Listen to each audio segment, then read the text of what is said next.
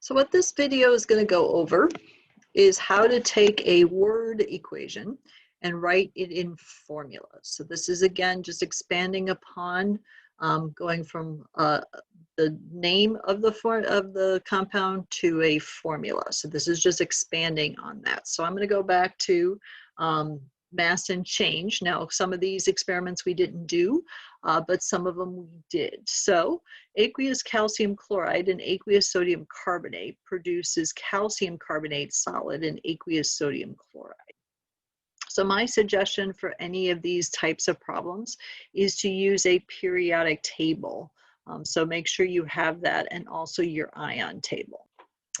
So we have calcium. So we need to look up on the periodic table where exactly is calcium. Well, calcium is in the +2 column. So that means calcium is going to be +2. And I would suggest you write out these ions first before you make the compounds, but some of you can just jump right into it. So then we have chloride, okay? So chloride is Cl, and Cl is in the column that is -1. So Cl is a -1 charge. Then I'm going to do the same thing for sodium carbonate. So sodium on the periodic table is in the column that's a +1. So sodium is going to be +1. And then carbonate. So again, recognize the 8. That must mean it's probably a polyatomic. It's probably a polyatomic. So I got to find carbonate. So I got to find carbonate. So carbonate is CO3 2-, CO3 2-. So CO3 2-. So I need to make up a solution of calcium chloride. So Ca is +2, Cl is -1.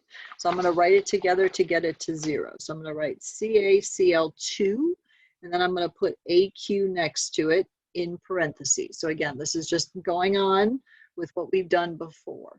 Then sodium carbonate, sodium carbonate. So sodium is a +1, carbonate is a -2. So I need 2 sodiums for every carbonate. And again, this is aqueous, so I'm just going to write Aq next to it and draw an arrow. Again, no equal signs. We're not going to have equal signs. So then I make calcium carbonate. So the reason you write out these ions is because now what they're doing is essentially switching partners. So calcium, the positive ion, is going with then the negative ion of the carbonate. So this is a +2 and this is a -2. So I just need to write down in a 1-to-1 fashion. So CaCO3, and it's going to be a solid because that's what was given in the problem. And then sodium, Na+ and Cl-, that's sodium chloride. And again, you always write the positive ion first and then the negative. This is also 1-to-1. So this becomes NaCl, and it is aqueous. Now, when you look at that reaction, something might be popping out at you when you look at those formulas, but we're going to kind of come back to that a little bit later on. So let's try to do this next one. Solid calcium carbonate is added to hydrochloric acid to produce liquid water and carbon dioxide gas and aqueous calcium chloride. So see if you could pause the video and see if you can write out some of these formulas. So this one's a little different. I have calcium carbonate, so Ca is a +2, carbonate is a -2. Added to hydrochloric acid, I've given you the formula of HCl.